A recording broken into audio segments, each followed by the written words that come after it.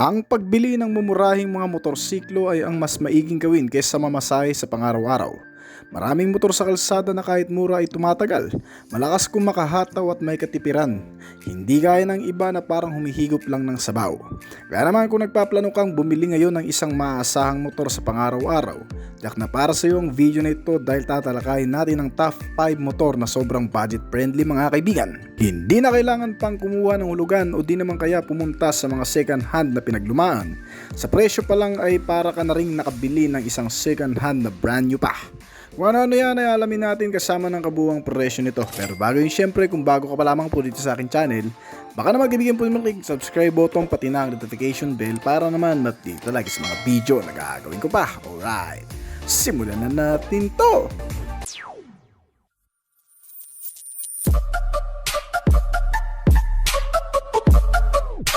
TBS XL100. Sa kahangang milyahe nito at mababang gastos sa pagpapatakbo, ang TBS XL100 ay talagang isang practical na commuter na motorsiklo na mabibili mo sa Pilipinas ngayon sa abot kayang presyo. Ay naghahatid ng pangkalahatang gamit sa araw-araw na klase ng isang transportasyon na may dalawang gulong, isang malapad na front footboard at madaling sakyan ng kahit na sinong mga nagnanais mapababae man o lalaki at may edad na mga kababaihan. Nagmula sa isang Indian manufacturer at kinikilala bilang isa sa pinakamurang paketeng motor dito sa bansa. Ang bike na ito ay ginawang available gamit ang isang standard na variant na nagre-retail sa halagang 31,900 pesos lang. Meron itong mga pangunahing features gaya ng halogen headlamp at tail lamp na naka-analog gauge naman ang instrument meter panel gauge nito. Para sa mga impormasyong makikita natin sa pagpapaandar nito, nilagyan din ito ng split type na klase ng upuan na medyo malapad at nagbibigay ng komportableng pagsakay para sa rider at sa back ride nito. Bilang bahagi ng pagiging practical nitong XL100, binibigyan daan ka nitong mas palakihin ang space o alisin ng upuan sa likuran upang ma-maximize ang kapasidad kapag may mga ikakarga ka dito, lalo na kung mga kargo, ilang gamit o bagahe. At ang disenyo nito ay nilagyan din ng kaunting graphics design sa external na nagbibigay dito sa motor ng kaunting buhay. Pagdating sa makina nito, itong commuter bike ay pinapagana ng isang 100 cubic centimeter displacement capacity na naka-air-cooled type na cooling system at may 4-stroke single overhead cam engine na nagpapalabas naman ng maximum output na 4.3 horsepower at maximum torque na 7 Nm. Ang makina nito ay ipinare sa isang CVT type transmission na kinokonekta ng isang belt. Meron itong sapat na bilis na umaabot ng 58 to 60 km per hour. Hindi na rin masama kung ito ay gagamitin mo lamang din naman sa pang daily commuting o panghakutan. Meron itong fuel tank capacity na 1.3 liter at kumukonsumo ng 60 km per liter. Makukuha mo rin ang mga pangunahing kaligtasan sa mga biglaang pagpipreno gamit ang mga braking system nito na may 80mm drum brake type na braking system sa harap at isang 110mm drum brake naman sa likuran para sa sapat ng lakas ng pagpipreno upang hindi ka mabangga o bumangga sa kung saan-saan. Meron itong kabuuang sukat ng mga gulong na 16 na pulgada at may ground clearance itong motor na 15.5 cm at ang seating height nito ay nasa 77 cm. Sa kabuuang presyo, ito ay nagkakahalaga ng 31,900 pesos ngayon. Motorstar X125S. Ang Motorstar X125S ay isang commuter bike na may kasamang mga pangunahing gamit na mga specs para sa pang-araw-araw na biyahe. Kabilang ang pagkakaroon nito ng malaking fuel tank na may 8 liters, isang malambot na upuan na para sa 2 tao, at mga ilaw sa harapan at likod na mga naka-halogen type, kasama ang mga turn signal light indicator, busina at iba pang mga bagay na nakakabit sa katawan nitong motorsiklo ay lubos na mapapakinabangan mo sa pang-araw-araw. Isang literal na commuter bike na paboritong gawing tricycle ng ilan nating mga kababayan. Dahil sa abot kayang presyo nito ay makakapagsimula ka ng maghanap buhay o magnegosyo sa presyo na 39,000 pesos lamang. Bibili mo ito sa pinakamalapit na brand at may sariling pagawaan dito sa bansa. Kaya hindi ka mamumroblema sa ilang mga spare parts na kinakailangan mo kung sakaling magkakaroon ng maintenance. Ang budget-friendly na motorsiklong ito ay mayroong ding pabilog na klase ng headlamp na may mga turn signal light indicator pati na rin ng front fender na may chrome garnish finish. At isang pares ng 17 pulgada ng mga gulong nito sa harap at likod. Meron din itong circular shape na mga side mirror, tubular grab rail bar sa likuran na para sa mounting cargo o talian na mga ikakarga mo dito. At pillion seat na komportableng upuan ng hanggang sa 2 tao. At kasama sa iba pang mga features nitong motorsiklo ay ang pass switch sa manubela at ilang mga switch function gaya ng busina, turn signal light na nakakabit sa handlebar nito. At dito sa harap ay makikita ang instrument meter console panel nito na nagpapakita ng speedometer at odometer na naka-analog type pa na klase. Para sa setup ng suspensions nito, nilagyan ang Star X125S ng telescopic fork na suspension sa front at dual coil spring suspension na may tubular rear swing arm naman sa rear suspension nito. Para naman sa braking system, ito ay may kasamang drum rear brake at naka-disc type na front brake na nagbibigay na rin ng kaligtasan sa oras na tayo ay mababangga. May 17 pulgadang sukat naman ang harap at likod ng gulong nito na parehong mga naka-tube tires. Itong Motorstar X125S commuter bike ay pinapagana ng subok na makina na 124 cubic centimeter engine displacement, naka single cylinder 4-stroke air-cooled type na cooling system at gasoline engine na isinama sa isang 4-speed gearbox transmission nito at may compression ratio na 9.0:1. Sa kabuang bilis nito ay tumatakbo ng hanggang sa 90 km per hour at kumukonsumo ng 42 km per liter. Ang motor na ito ay may seating height na 78 cm at ground clearance size na 14 cm. Sa presyong 39,000 pesos lamang ay hindi ka natalo dyan. Skygo Prince. Traditional ngunit may kakayahan. Ang Skygo Prince 150 ay inaalok ng brand para sa entry ng commuter segment sa presyong 43,000 pesos lamang.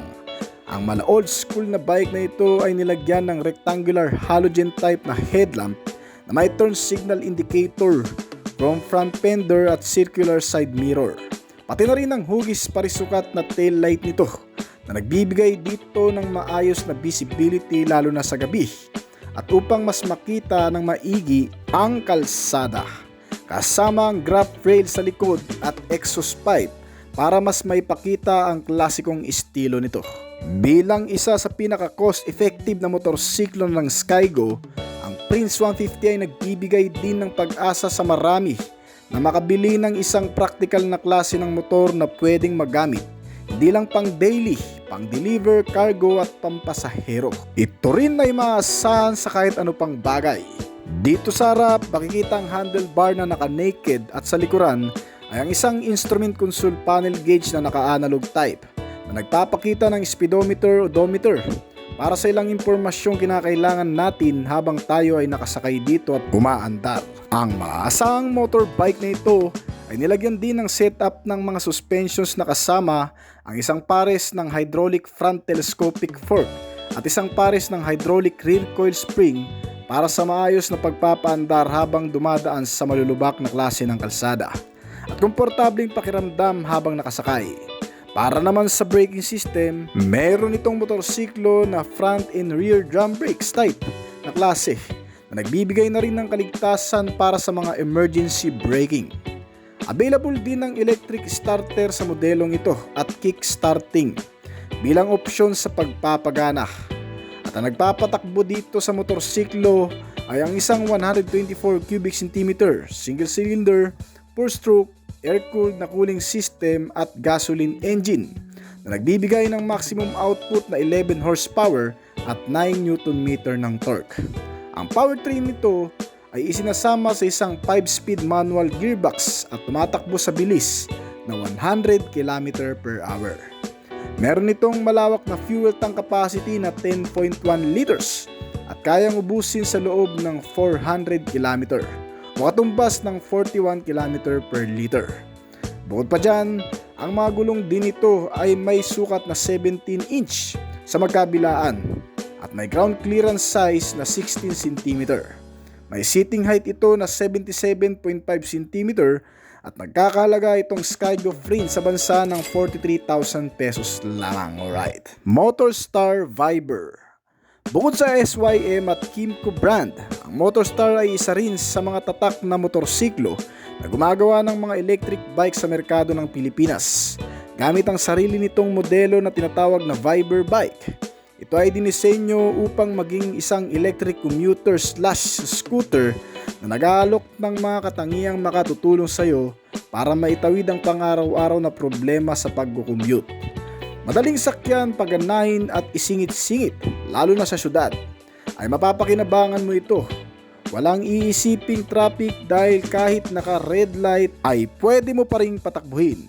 Isa pa sa maganda dito ay walang huli, walang violation at walang masyadong alalahanin. May kabuang presyo ito na 39,000 pesos dito sa bansa.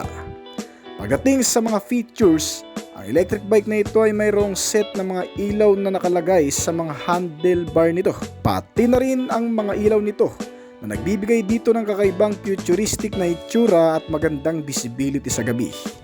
Pagdating sa likod, nakakuha ito ng mga taillights, pillion seat at isang mini backrest na nakakabit sa grab handle. Mayroon din itong maliit na kompartamento sa likod at sa harap at imbakan sa ilalim ng upuan upang masecure ang mahalagang gamit at upang may paglagyan ng ibang pang mga gamit. Ang electric bike na ito ay tumitimbang ng kabuwang 65 kg lamang pag wala ang baterya, pati na rin ang haba nito na may sukat na 188 cm at lapad na 66 cm. Tungkol naman sa setup ng suspensions, ito ay may kasamang telescopic fork sa front suspension at dual shock absorbers sa rear suspension naman. Habang ang mga safety measure nito ay parehong mga naka-drum brake type na klase at naroon para sa kaligtasan, biglaang preno at kinakailangan pagpipreno sa mga hindi naasang pagkakataon. Ang nagpapagana sa Motorstar Viber ay isang dekuryenteng motor nito na naghahatid ng 1,200 watts at 50 Nm ng torque. Pati na rin ang isang set ng 6 na 12 volt lead acid type na baterya na may kapasidad na 20 amperes. Ang baterya nito ay tumatagal ng 6 hanggang sa 10 oras na pagcha-charge at maaaring tumakbo ng hanggang sa 100 km per hour.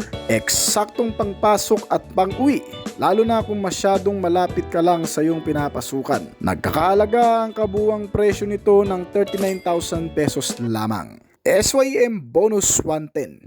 Madaling sakyan, paganahin at praktikal na klase. Ang SYM Bonus 110 ay isang mahusay na kapartner para sa mga nagmamaneho sa loob ng lungsod, gamit ng ilang mga commuter na gustong makatipid sa pang-araw-araw na biyahe. Sa kabuang presyo nito na 47,800 lang, ang commuter bike na ito ay mukhang simple pero may sporty graphic design. Sa mga gilid ng body, fender at ilang garnish, halogen ang headlamp at adjustable pa. Meron din itong kasamang indicator light sa harap at sa likod naman ang naka-bulb na tail lamp nito na kahit papano ay bibigyan ka na rin ng mas maayos na visibility at liwanag sa madidilim na kondisyon. Ang Bonus 110 ay may kasamang analog instrument meter panel gauge na nagpapakita ng speedometer, odometer at fuel gauge para sa mga impormasyon habang umaandar ito. Ang pagsakay sa motor ay sa pamamagitan ng upright position habang nakasampa dito, upang nang sa ganun ay magkasya pa ang isa pang pasahero na may komportabling seats sa isang tuwid na upuan nito. Habang nakahawak ang driver sa mga handle na may kasamang opsyon o control ng mga switch sa pagpapaandar, pati na rin ang pass switch para sa kaligtasan. Kasama ang mga brake na nakadisc sa front at rear drum brake naman na type na klase ng mga braking system nito, na binalutan ng isang pares na 17-inch na gulong nito sa harap at likod, habang sinusuportahan ang bounce nito kung may dadaan sa mga humps o malulubak sa pamamagitan ng pagkakaroon nito ng mga suspensions gaya ng naka-telescopic fork sa front at isang solong swing arm na may shock absorber para sa rear suspensions nito. At ang nagpapagana sa motor na ito ang naka Euro 3 compliance na makina nito na may 110 cubic centimeter displacement na engine, na naka single cylinder 4-stroke, air-cooled na cooling system at naka gasoline type. Ang powertrain na ito ay isinama sa isang 4-speed manual gearbox at tumatakbo sa bilis na 80 to 85 km per hour. Meron itong sapat na laki ng fuel tank na may 3.8 liters para sa pang-araw-araw na gamit na kumukonsumo ng 45 km per liter. Ang seating height nitong motor ay nasa 77 cm at may ground clearance ito na 16 cm. Meron itong kabuang bigat na 98 kg at nagkakahalaga ngayon sa Philippine market ng 52,800 pesos lamang. So ngayon kung nagustuhan nyo ang topic natin ngayon, baka pa-comment ng iyong opinion o pa-like na rin ng like button sa ibaba pagkatapos ng video na ito. Bago po tayo magtapos ay nais ko po munang magpasalamat sa mga patuloy na sumusuporta, matangkilik at nag-aabang palagi sa mga video na ina-upload natin dito sa ating channel. Maraming salamat po at shoutout po sa inyo guys. Ngayon kung bago ka pa lamang po dito sa aking channel, baka naman kaibigan po din mag-click sa subscribe button pati na ang notification bell para naman ma-update palagi sa mga video na gagawin ko pa. At syempre, hintayin ko rin ang opinion at comment mo sa baba kung may mga katanungan ka tungkol sa video na ito. Huwag kang mayang mag-comment kaibigan upang nang sa ganun ay masagutan ko rin ang mga nais mo pang malaman at makuha rin ako ng idea mula sa iyo na magagamit ko sa aking mga susunod pang video na gagawin. This is Obis Collection. Thank you!